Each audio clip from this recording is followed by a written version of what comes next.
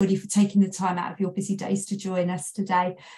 So I'm just going to go through the presentation with you. Hopefully you can all see my screen that I'm sharing with you.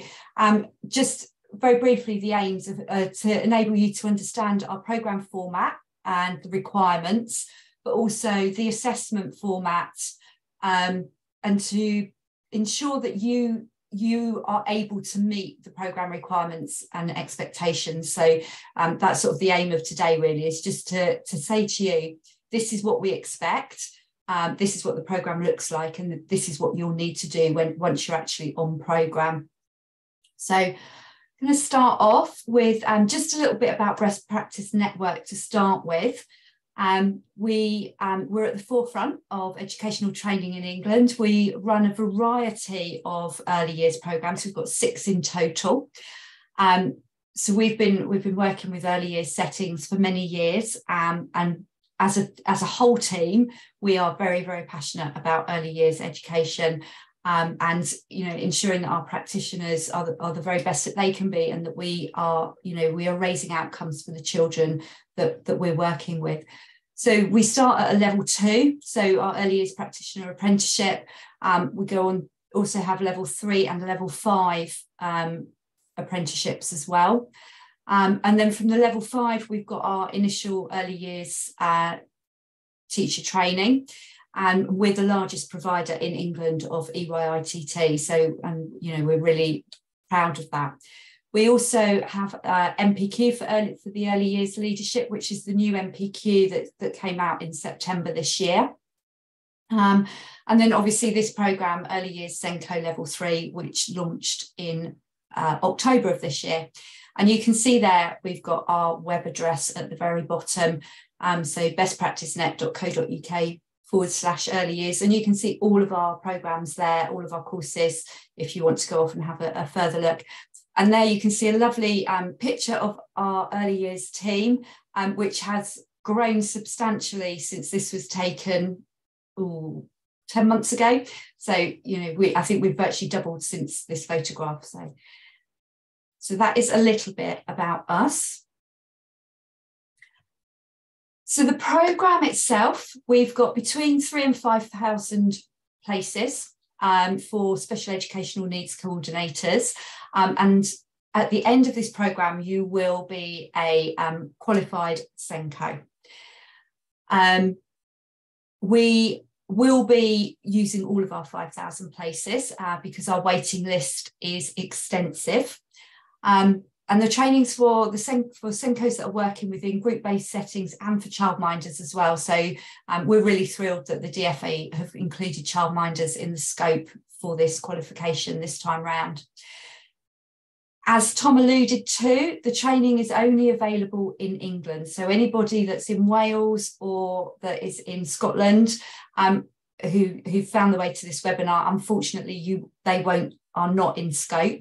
However, I did notice that the Isle of Wight popped up in the chat, and they are very much in scope because the Isle of Wight is part of England, as it's literally just over the water from me, so not down the road. We do have minimum percentage targets in each of our local authority regions, and these are to prioritise areas of need. And these areas of need, we can all argue that our own area is an area of need, but they've been identified by the DFE. So we are bound by those targets for each of our local authorities, and we're sort of monitoring that as we go through. So the idea behind this programme is that it's going to increase specialist expertise in the SEND area by increasing our number of level 3 qualified SENCOs, and as I said, around about the 5,000 mark. It's part of the COVID recovery programme that the DFE have announced, and it has come sort of following our COVID-19 pandemic, but it's also that has highlighted some real areas of need, and some of our children who've not yet met compulsory school age have really sort of fallen behind, and have been identified that they need extra support. So this is sort of really where this has come from. And as I said, it's part and parcel of catch-up programme from the DFE, alongside more places for EYITT, the Stronger Practice Hub. So it's all part and parcel of that same pot of money that the government have put into early years. So in November 22, last month, the DFE announced that they were delighted with the level of interest in the programme. They were quite surprised at how many people had applied. BPM, as a team, we knew that this was going to be hugely popular. So with that in mind, the DFE went away and acknowledged that the wait times were going to be really long for some of our applicants that were waiting. And I'm just going to read you out what the DFE have put in place to support this and how they're managing it. So training places are going to be offered to applicants in order of the date received, and we are very much doing that. So we're starting, the waiting list opened in August, and we're working our way through the waiting list through August, September and onwards. A waiting list, a true waiting list, will come into effect once all of the 5,000 places have been filled. So should we fill them prior to the end of the programme, a wait list will then go into effect. And again, it's going to be operated in date order. If an applicant withdraws, applicants will move up in a queue. I mean, that's an obvious one, I think. And also that we're going to be offering pre-training activities. So part and parcel of that is today, we're all here together. This is sort of our December pre-training. Last month, we released an article that had been written by Sian Marsh, who's our director. We're going to be giving you the course induction booklet a little bit early. We're going to send you some pre-reading. There's going to be a regular newsletter and some programme updates, and there's going to be some case studies from some SENCOs as well. So they're sort of just things that we're going to send to you each month, just to sort of say we're still here and we know you're still waiting, and we know that that wait's going to be long. We have also had the go-ahead from the DFE to expand the number of places sort of at this end of the programme. So we're going to front load as well, so that there are more places available earlier on within the course of the 2 years. And that is happening now. So we're really sort of increasing the number that we're taking on in January, so which is really good news. So an overview of the programme. It was designed so that there's an initial induction session, that's an hour session, and that's hosted by me and Rachel each month. So if you, for example, you were in the January cohort, that induction session is happening in December. So it will happen just before you start.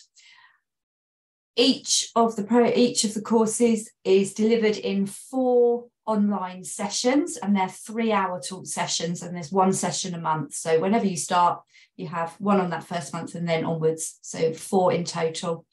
There are 8 self-directed study modules on our virtual learning environment, which is called Canvas. So it kind of equates to 2 a month, and they take about an hour and a half to 2 hours to work your way through. There's lots of signposting in those to take you off to external sites as well that we found that are really interesting and that we think will enrich your learning as you progress through the course. You also have 2 one-to-one mentor meetings or mentor sessions of up to 45 minutes. So typically they're taking about half an hour, but we're allowing up to 45 minutes, and they're happening at 2 key points during the programme. So you've got access to a mentor who is there to support you, give you some ideas, talk to you about any challenges you have. So they're there to support you. They aren't compulsory, but we do really suggest that you participate in them, because it's an opportunity to have a chat with somebody else as well as your facilitation tutors and your assessor. And you also have to have a e-portfolio of evidence to complete the assessment requirements for the NCFE. And we'll talk about those a little bit in a minute. So the programme requirements, as I said, it is a mandatory So there are some mandatory attendance requirements. Put my teeth back in. You must attend the induction session and all 4 online talk sessions. That's not us stating that. That is a DFE requirement that you have to attend all 4 talk sessions. So if you can't attend the session that you're allocated, you need to contact us so that we can support you to ensure that you can access a session, and we are able to do that. And there's a variety of options around, but you need to be really clear that once you're given your dates, you must attend those sessions, or you need to contact us so that we can support you to arrange an alternative.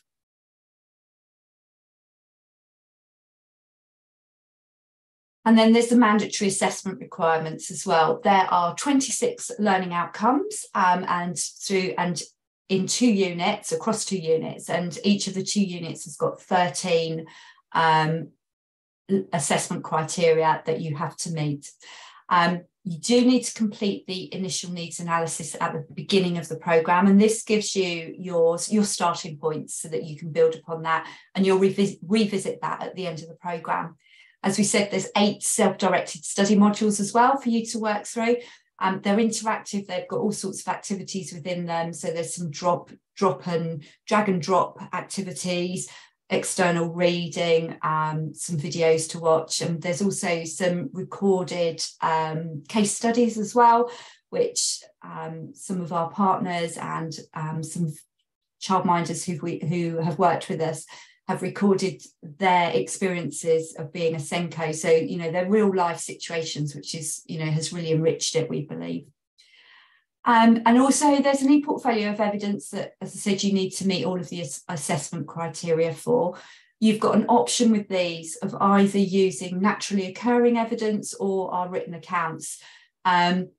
We do suggest that you use our written accounts and sort of the tasks that we've set for you, because if you complete those, then you will meet the criteria. What we should point out here is that it does require a personal time commitment to this programme. So you need to think about it. Can you devote that time to it? We know that you're all really busy in setting. Both Rachel and I aren't long out of setting ourselves. So we know what it is like on the ground. So, just be really aware and think about your home life and your capacity to take on this programme, when you're offered a place. So some deadlines, of course, there's always deadlines with a course or a programme that you're on. So, you will need to meet these. They are determined by your start date, and these will be given to you at the beginning of your programme. As I talked about the needs analysis earlier, so that needs to be completed sort of before the first webinar, on or around that date. After each of the webinars, you'll be expected to submit evidence for your e-portfolio, and we signpost you throughout the programme. You'll have your webinar and we'll say, now go away and do task 1, task 2. So you're signposted the whole time. And there's also the linked self-study modules as well. And again, during the webinar, we'll say, right, now go away and do module 3 and module 4. So the whole way through, we're signposting you what you need to do next. As ever, if you're not sure, at the end of an email, EYSEN at bestpracticenet.co.uk, our lovely team is in the background there. So, if you get lost along the way, just contact us and we will support you and signpost you the best, so that you can catch up, or if you're not sure what to do next, we're there to support you. You also need to complete your e-portfolio by your designated finish date. And as I said, that's shared with you at the very beginning of the programme. And again, you're reminded of it all the way through. We'll tell you, don't forget, this is your submission date, so you need to have completed that.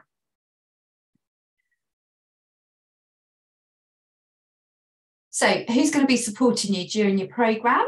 I'm the programme manager, and I'm here. I'm on the end of an email, and I will pick up the phone and make phone calls. I will speak to you if you need anything, and you're not sure where to go, you can always come to me.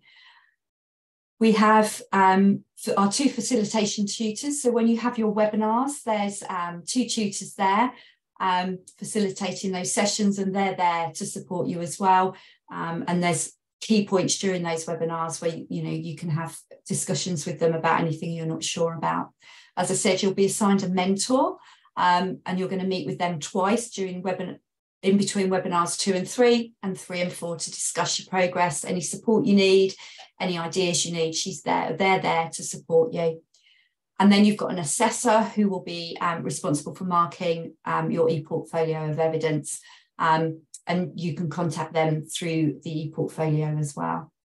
And then in the background, we have got our wonderful CAPS team and our IT help desk who are there to support you, and they are literally a godsend. They start with you at the beginning of the process, and they're all the way through. So as I say, if there's anything you need, they are there to support you as well. So with that, I am coming to my last slide. We've just added this one in today. So just to say to you that these places are like gold dust. So we really want you to make the very most of every opportunity to receive when you receive your invitation to join the programme. It is a fully funded qualification. They don't come up very often from the DFE. So, let's absolutely take it with both hands. I was talking to somebody earlier today and we were saying that it's not free, it is funded because the DFE are funding it. And if you withdraw halfway through the programme, you will take away a place from another setting that could have, really need to have a trained SENCO in. So, think about whether you have got the capacity to undertake this course at the moment. Please don't start it and then halfway through say, no, actually, it's not for me. You really need to make the very most of this. So, grab it with both hands. And what we would say here is that if you don't engage with all elements of the programme at the beginning, so if you don't turn up for your very first webinar, your place may well be offered to somebody else who's on the waiting list, because, as I said, it's huge. So, think about your capacity. So that is it from me. We're waffling on for 20 minutes or so. Tom, any questions? Thanks, Anna. That was a lovely presentation. Really concise, really comprehensive. And yeah, it's a great program. We've had a few questions about this webinar, whether it will be recorded. So we are recording this webinar, and I'm going to share a recording with everybody who's attended, everybody who signed up, and we'll share Anna's lovely slides as well. So there's lots of questions. Rachel's answered a few. They are mostly about the wait list. We have received almost 5,000 applications, and every one of them means a lot to us. Like we really thank you for applying, and we're doing our very best to get to them. So I'm going to read out a few of the questions for you, Anna and Rachel. This one's from Kelly Smith. I looked online and my application is still in process and has been since 10th of November. Will it take much longer? So, Kelly, if you applied from the 10th of November, that's when you applied, you are in the process. I can't give you a fixed date of when. We're allocating places from late September applicants at the moment. So hopefully not too much longer. We will contact you as soon as we can with an offer of a place. Thank you very much. Wow, I don't know where to start. I looked on, we've just done this one, okay. My application is still processing from August. Does this mean that I haven't got a place yet? No, it doesn't. With some of the August ones, when we're allocating places, we look at when you've said your availability is. So, for example, if you have, chosen Friday at 5 p.m, we might not be running a 5 p.m. Friday session on that particular month. So when we're allocating places, we try our very hardest to make sure that you've got what you've asked for. It's not always possible. So the more options you give us, the more the easier it is for us to place you in a group. So if you've only said, I'm available Friday at 5 p.m, if we're not running a 5 p.m. session on a Friday on that particular month, we wouldn't be able to offer you a place. So sometimes that has a factor as well. Thanks, Anna. This one's from Susan Jones. Where are the meets going to be held? Where are the meetings going to be held? They're all online, so it's 100% online. You don't have to leave the comfort of your home or your setting. It's all online. What I would say is that, you know, if you are joining us from your setting, to make sure that you're in a room where you can't be disturbed, because you won't be able to concentrate for 3 hours if you've got the children rushing around beside you as well. So, you know, just think about where you are when you join us. Thank you very much, Anna. God, they're going too fast, I'm afraid. Okay, this is from Danny Smith. I am due to go on maternity in May and will be off for 9 months. Am I still able to do the course while at home, or is it doable to do at home and be in contact with my setting if I get my place on the course during maternity leave? You need to be in your setting whilst you're completing the course. So if you're on maternity leave, no, I'm really sorry. But we can look at that. We've still got a little while before May, so we can see where you are. Okay, thank you. How many hours per week would you recommend we need to be able to complete the course? That's a good question. Thanks, Rachel. What do you think on that one? So, I mean, the total guided study hours are 34. Over 4 months. Total study hours are 34 over 4 months. The guided study hours are 24 over the 4 months.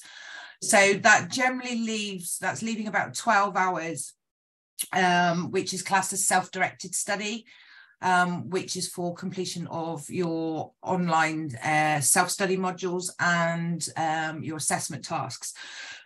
So I would say roughly maybe an hour to an hour and a half a week. Yeah. Okay, brilliant. Okay, approximately how long does the course take to complete? I think it's 4 months, is it, Anna? 4 months, yeah. You have a start date and a finish date, so you will be finished at the end of your 4 months. Brilliant, thank you.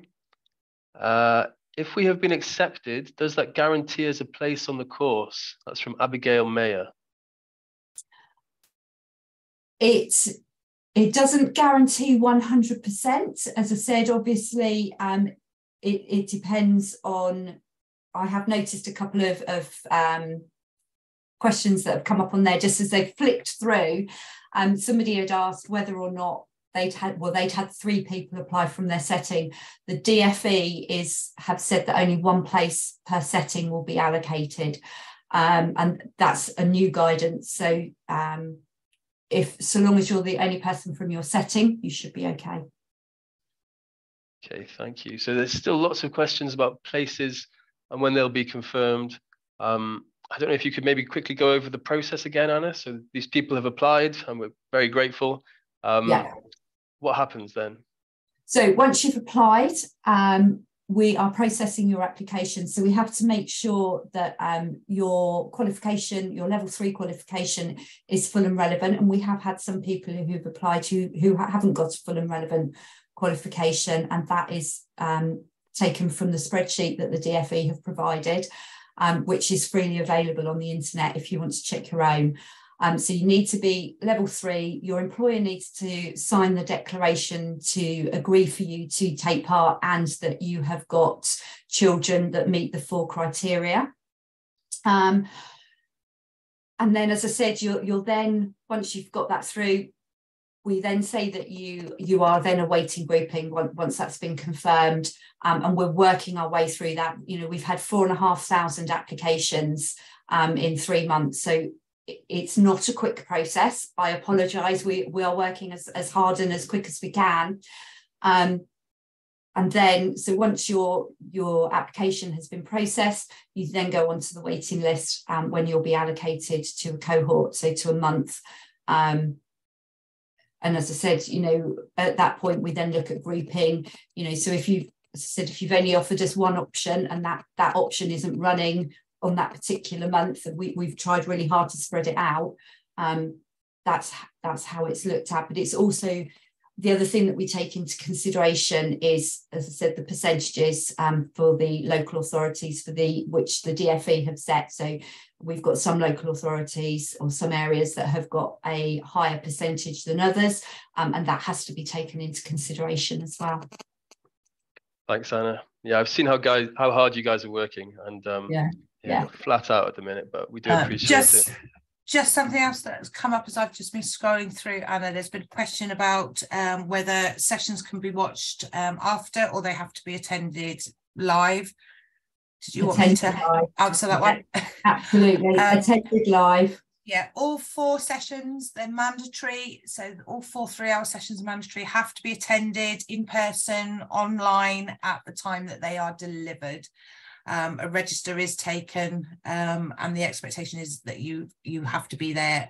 If not, then questions are asked as to why not, and it might threaten your place on the course.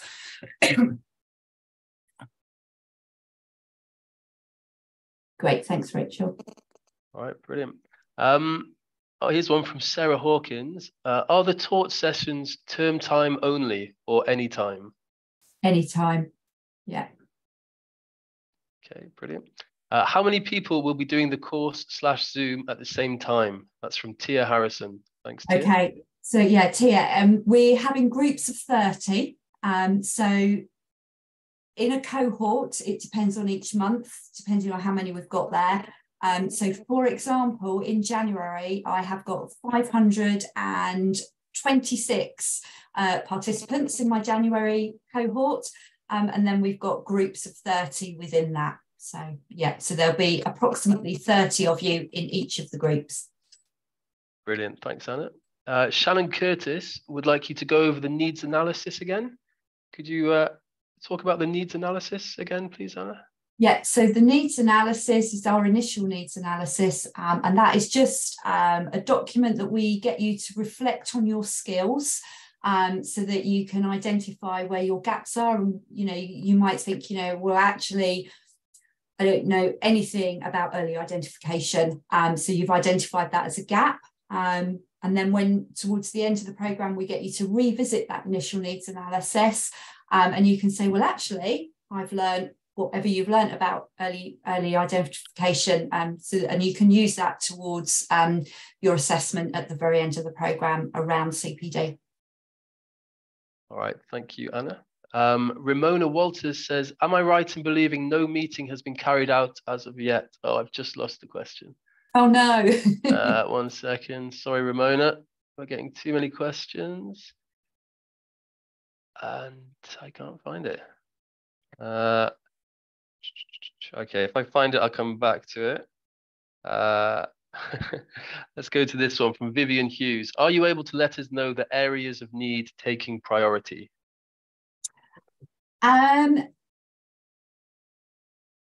There is a huge list, which I haven't got in front of me. So no, I can't at the moment, I'm afraid. Okay, we'll leave that. So Lucy Morris asks for the same thing about the areas of need. Yeah, I think maybe we'll put that on the website. If we can get a copy of that, we can put it on the website. I think it's areas in the northwest. It is. Yorkshire being prioritised. Northwest, Yorkshire and Humber are the main, and the southwest are the 3 top. There's 9 areas, and I think northwest, Yorkshire and Humber, and southwest were the top 3. Okay, I'll put that on the website if the DfE letters. Absolutely. My sessions at work have changed. Will I be able to update my availability? From Kerry Bailey. I personally don't know the answer to that. I don't know if you can update it, but what I will do is find that out from the team.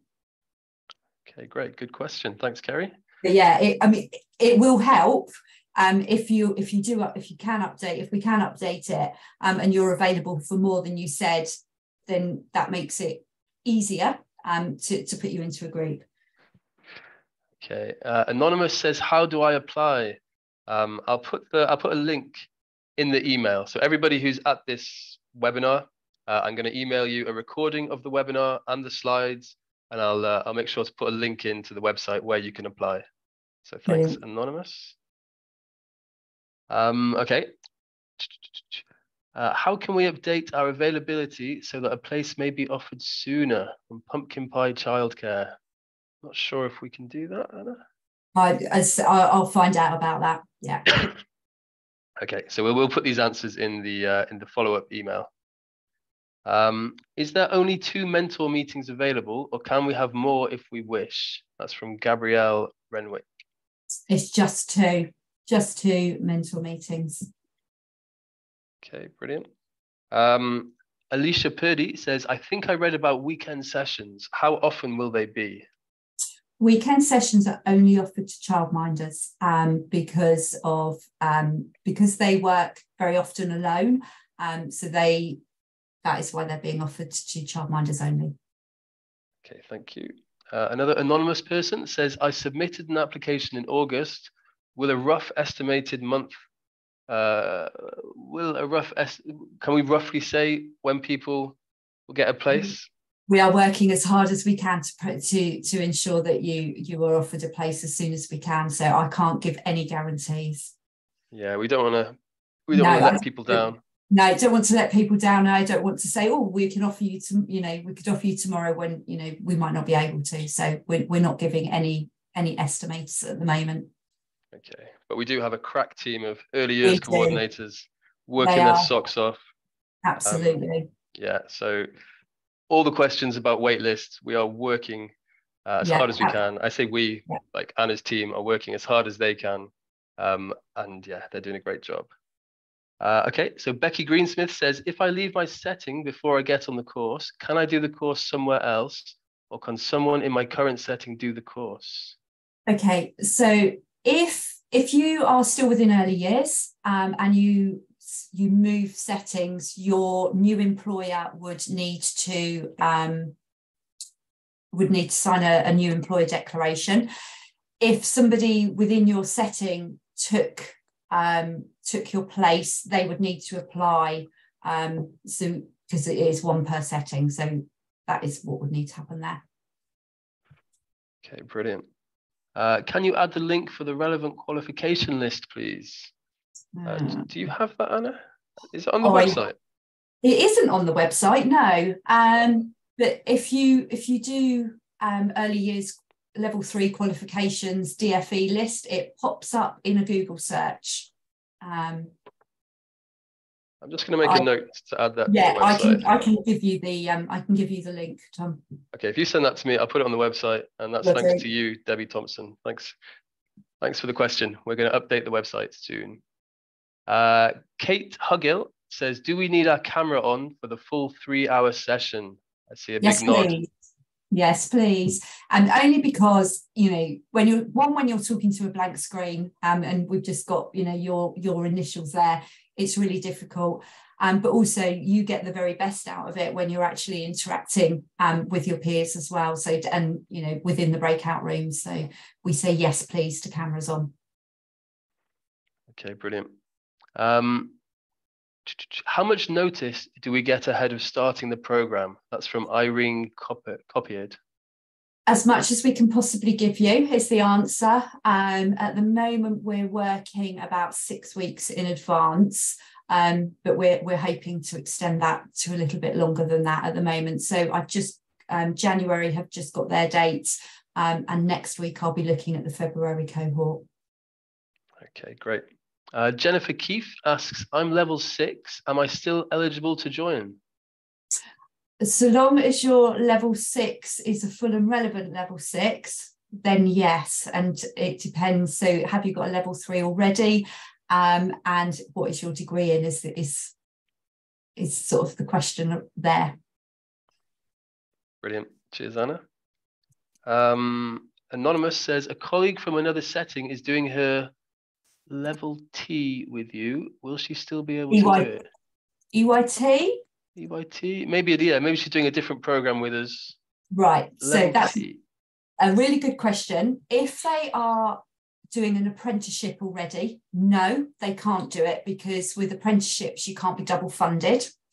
And with EYITT, again, it's a DFE qualification, so it's one programme at a time for EYITT and EYSEN. And again, actually, we wouldn't recommend it because EYITT is, a very intensive course, and this one is as well, so from a workload perspective, it's just not possible. Okay, thanks, Anna. Melissa Penn says, 2 people from my setting have applied. Could we both share the screen, one have a certificate and the other have an in-house certificate? Nope. I'm afraid not. Sorry, Melissa. But hopefully your colleague will tell you all about what she learned. Absolutely. That'd be nice. Okay, I'm not sure where to start with these. Is it only 1 per setting? Yes, it is, Melissa, I'm afraid. Charlotte Taylor says, how can I check on my application's progress?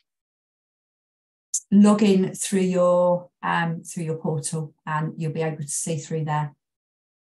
Yeah, I think that's good advice for lots of people. Lots of people concerned about their applications and its progress. So log into your portal. And further information should be available.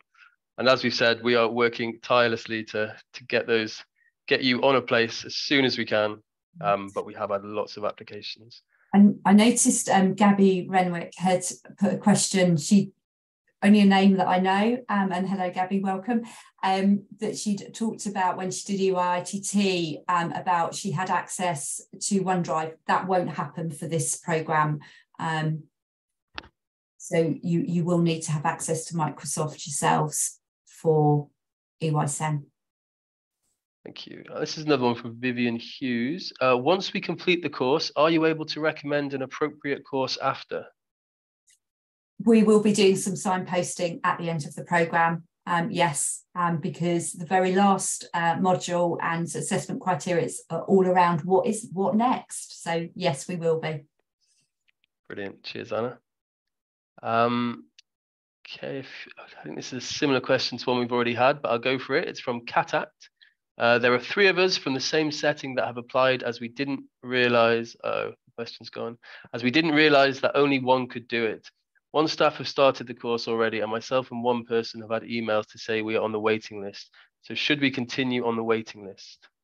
So what's happening in the background there is if multiple people have applied from one setting, we are in the process of contacting the managers of those settings to discuss this with them. So that is in process. I've got a meeting at the end of this week to see where we are with that.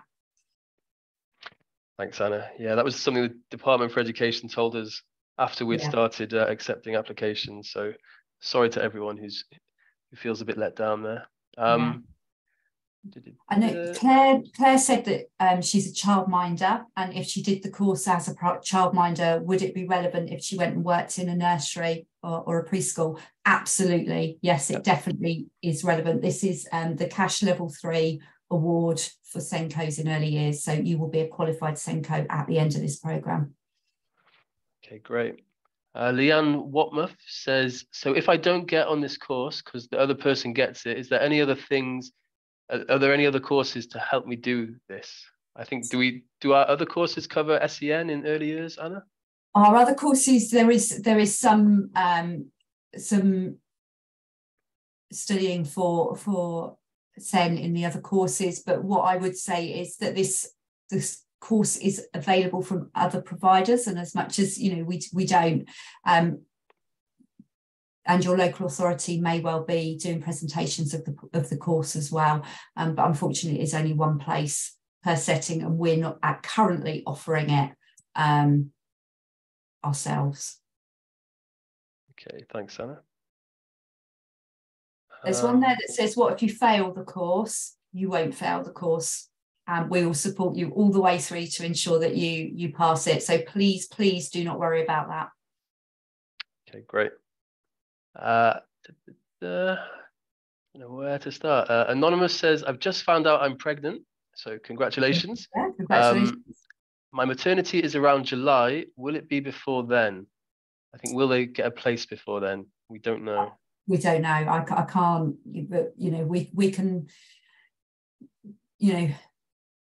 see what happens, and we can work it out when we get there. Okay, great. Okay. Somebody said she's doing the level 5 early years lead practitioner. Can she do it? No, not at the moment. You need to finish your level 5 first. Okay, great. I think these are largely the same about the waiting list. I'm just going to pop into the chat box, see if there's anything in there. Are there any questions you've picked up on, Rachel or Anna? I've just seen one there from somebody that I don't know if you can pick up on it, Rachel, and just do it backwards. Which one was that? Oh.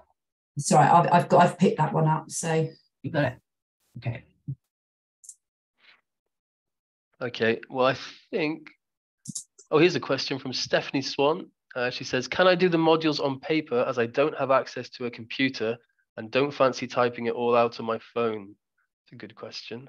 Oh, good. But we would ask that it be scanned with a scanning app so that it creates a PDF rather than a photograph, because it's really awful to try and mark from a photograph. Okay, so yeah, so I'm sure if you contact our team, Stephanie, then they can advise you how to go about that. Okay, Sonia Cruz says, "How will you choose who gets a place if more than one person has applied from a setting?" Your manager will make that choice. So we're writing out to the managers and they will be the ones making that choice. Okay, great. Oh, Shiona Mills says, "I'm dyslexic. Will this hold me back?" Yeah, I'm just literally replying to her. No, it absolutely won't hold you back. So, you know, just let us know once you're offered a place and we can make notes and put special requirements in for you as and when you need. Yeah, we have such a supportive team. Any special requirements, we will help you guys. So don't worry about that. Yeah, you know, do let us know. Don't worry, we're there. Chantel's put on there, for the portfolio of evidence, you need evidence from where you're working, or is this evidence just written format? It can be either or both. We suggest written tasks to help you meet the criteria, but you can also use naturally occurring evidence. But obviously do need to be working within a setting in the role, ideally. Thank you. Thanks, Rachel. Okay, so Kate Hugill says, "Do we just wait for the email saying we are starting?" She's about to leave this webinar. Is that the advice? So everybody who's applied, given us all the documents, just hang tight, sit tight. We'll be in touch. We will be in touch. Yeah, as we've said, we're working as fast as we can. So, you know, we will absolutely be in touch as soon as we can. Okay, great. Yeah, we do apologize for the wait, but it will be worth it. It's a fantastic course. Danielle Ward says, "If you don't currently have children with SEN in setting, how will that work as regards to evidence building?" So there's set tasks that you can do. So it doesn't have to be evidence from your practice as such. So some of them are sort of essay type answers, so that won't be a problem. Okay, great. Okay, I think they're pretty much the same questions that we've answered. Yeah. One more then. Charlotte Alred Johnson says, "Will there be any observations?" No observations. Somebody else has asked any exams. No exams either. No observations, no exams. Just some, you know, we're asking you to give us some written evidence uploaded to the e-portfolio. Okay, great. I think we've covered most of the questions. Yeah. We are working our hardest. We're going to try and get everybody on as soon as we can, but we can't sadly give any dates. We don't want to let anybody down. We don't want to overpromise, but we're doing our best.